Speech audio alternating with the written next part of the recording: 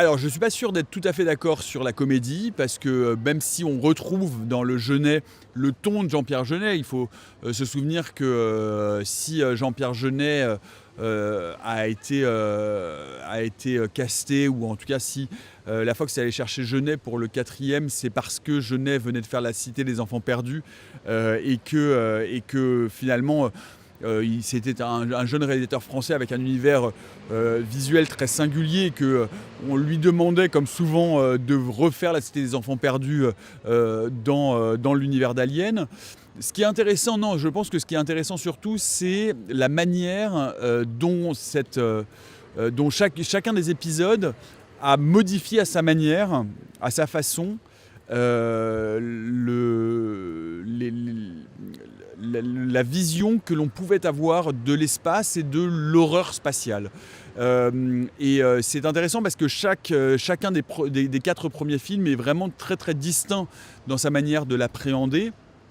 Et il est d'autant plus intéressant que, comme je le disais tout à l'heure, dans le premier Alien, cet alien hors champ, cet alien qui se fond dans le décor, cet alien qu'on ne voit pas et dont on ne discernera l'intégralité de la silhouette que dans les tout derniers plans quand il est brûlé dans les réacteurs, tout ça est conduit par le fait qu'encore une fois il y avait un manque de moyens, et une insatisfaction de Ridley Scott dans la façon dont il était possible de filmer sa créature. Et ça nous amène à quelque chose d'assez passionnant dans l'histoire du cinéma, c'est-à-dire que ce genre qui est créé, il est créé par la débrouille ou par l'imperfection. C'est-à-dire que si Ridley Scott avait fait Alien avec la possibilité, et comme il le refera d'ailleurs dans Prometheus et dans Covenant, de tout filmer et de tout créer par image de synthèse, on n'aurait pas eu Alien.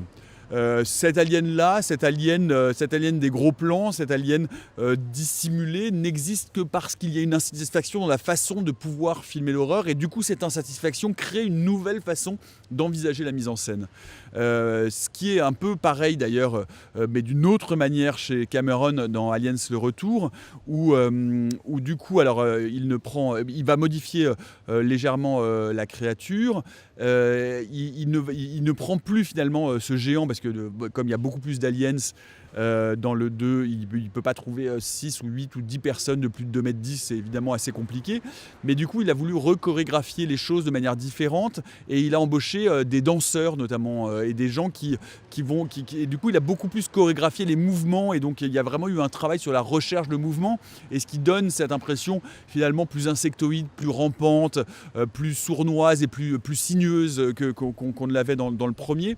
Et donc en fait, à sa manière, on pourrait détailler chacun des films, mais à sa manière, chaque réalisateur a apporté sa touche à une autre façon effectivement d'envisager cette forme d'horreur spatiale, et ce que je trouve moi passionnant a posteriori, c'est de voir comment ces quatre films s'assemblent, font sens et proposent à chaque fois finalement un décalage de perspective et un autre regard sur la façon dont on peut raconter et créer finalement de l'angoisse et de l'horreur dans ces contextes spatiaux. On peut parler évidemment de ces plans en steady dans les couloirs, avec la caméra qui tourne dans les poursuites d'Alien 3, qui a remis d'ailleurs par ailleurs un homme, un être humain en tout cas dans le costume pour certains des plans.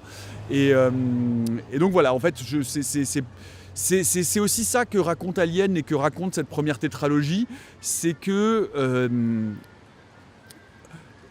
chaque réalisateur a amené une touche complémentaire, personnelle, inédite, et qui ont à chaque fois finalement un propos, et qui ne sont pas juste ce qu'on a tendance à voir aujourd'hui malheureusement dans les franchises sur lesquelles on tire jusqu'à épuisement, et où on met des réalisateurs qui peuvent se substituer les uns aux autres juste pour faire vivre une marque. Et bien là non, là on a 4 films, 4 réalisateurs, 4 propos distincts, 4 univers spécifiques, et qui composent du coup un patchwork qui lui-même dans son ensemble est absolument passionnant.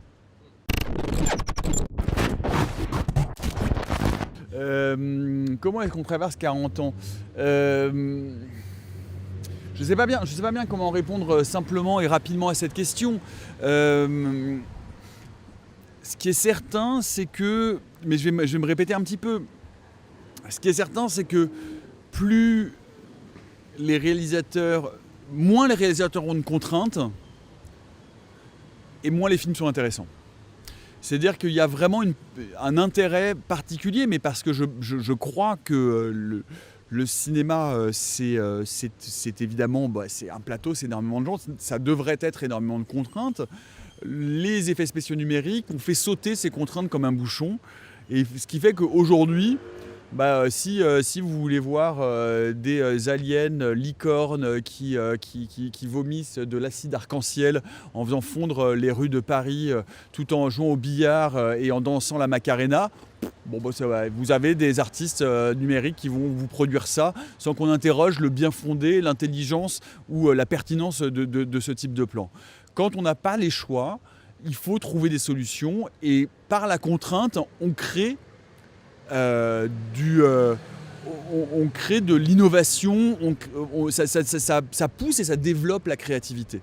Et donc oui, je pense paradoxalement que les 4 premiers films de la tétralogie sont particulièrement intéressants parce que soumis à ces formes de contraintes d'effets spéciaux et parce que quand on les a vus, alors moi j'ai pas vu les 2 premiers au cinéma, j'ai vu les deux suivants, mais parce que il y avait cette magie de se dire mais comment est-ce qu'on peut voir ça à l'image et comment est-ce qu'ils ont fait. Aujourd'hui cette magie du comment est-ce qu'ils ont fait elle n'existe plus puisque tout peut être faisable facilement, avec des couches de numérique plus ou moins propres et plus ou moins inspirées.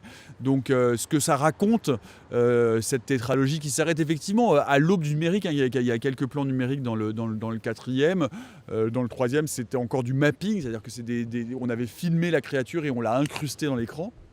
Donc c'est pas complètement des effets numériques par ordinateur. Dans le 3e c'est je crois les seuls effets, j'espère ne pas dire trop de bêtises, les seuls effets numériques c'est l'échographie de Ripley où on voit l'alien à l'intérieur de son ventre. Mais voilà, c'est-à-dire qu'en ayant le sentiment de gagner en liberté grâce à l'essor des effets numériques, on se rend compte que la plupart du temps, et bien malheureusement, on perd en créativité. Très bien. Merci. La Fox a été rachetée par Disney, donc on voit ce que Disney fait de ses franchises, hein. C'est quand même les rois de la franchisation à outrance et de ressortir les franchises les unes après les autres et malheureusement souvent pas pour le meilleur. On sait qu'il y a un nouvel Indiana Jones en cours, encore avec Harrison Ford. Enfin bref, on voit bien que la franchisation à outrance, c'est faire fonctionner des marques et malheureusement souvent au détriment d'idées. Hein. C'est-à-dire qu'on ne relance pas une franchise parce qu'on se dit « Ah, c'est super, on a une super idée pour refaire un film ». C'est genre se dire c'est une marque qui fonctionne, donc on va aller tirer dessus pour essayer de dégager encore un peu de pognon. Donc il y a une série Alien qui sort. Disney n'a pas fait que des choses épouvantables, il en a fait beaucoup, mais pas que. Donc le pire n'est jamais certain. Est-ce que Alien est soluble dans le divertissement ? Peut-être, je ne sais pas, je ne suis pas très très optimiste. Quand Ridley Scott a annoncé reprendre la franchise pour lui et donc retirer à Neil Blomkamp, le réalisateur de District 9 qui avait un projet d'Alien 5, la possibilité de le faire, on s'est dit finalement c'est Ridley Scott et Ridley Scott est encore capable de faire du très bon. Chacun pense ce qu'il veut de Prometheus et de Covenant, il n'y a pas que du mauvais dans les deux, mais il n'y a vraiment pas que du bon non plus. Est-ce que Disney va être capable de tenir le niveau et donc de faire quelque chose de plus intéressant que du Alien vs Predator ou ça reste à voir. Encore une fois, le pire n'est pas certain, mais on a des raisons concrètes de ne pas être non plus totalement rassuré. Alors 2 réponses. J'ai le droit à une réponse. La première, ce serait quelque chose d'intéressant parce que j'ai donc Alien, donc j'ai pas vu les 2 premiers au cinéma. Je crois que c'est le premier film que j'ai loué quand le vidéoclub spécialisé dans l'horreur et les films pornographiques a ouvert en bas de chez moi et que j'avais 13 ans. Ce n'était pas un film pornographique, c'était Alien. Et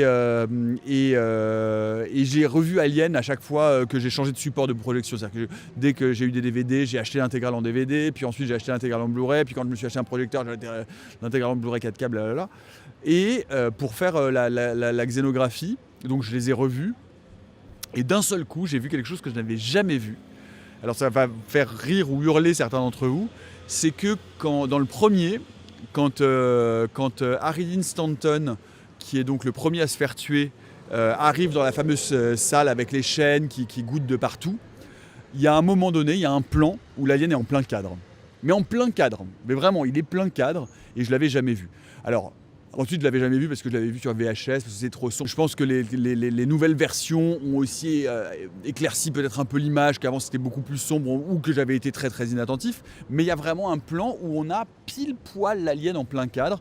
Et après l'avoir vu, je ne sais pas, une vingtaine ou une trentaine de fois, je ne m'en étais jamais rendu compte. Et ça, je trouve ça très fort parce que ça dit exactement ce qu'on se disait. C'est-à-dire qu'à un moment donné, l'alien biomécanique se confond avec le vaisseau et qu'il disparaît complètement à l'intérieur. Et ça, c'est, je trouve, un coup de génie.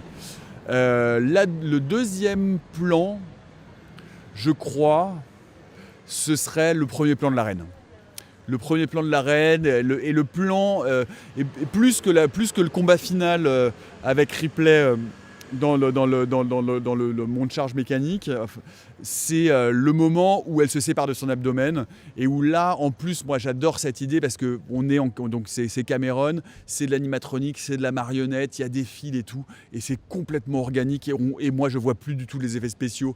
Et là, je suis, comme je le disais tout à l'heure, complètement ahuri par cette espèce d'énorme créature. Je me dis mais comment est-ce qu'ils ont fait ce truc-là? Je trouve ça d'une beauté incroyable, c'est absolument terrifiant et ça, j'adore vraiment ce plan-là.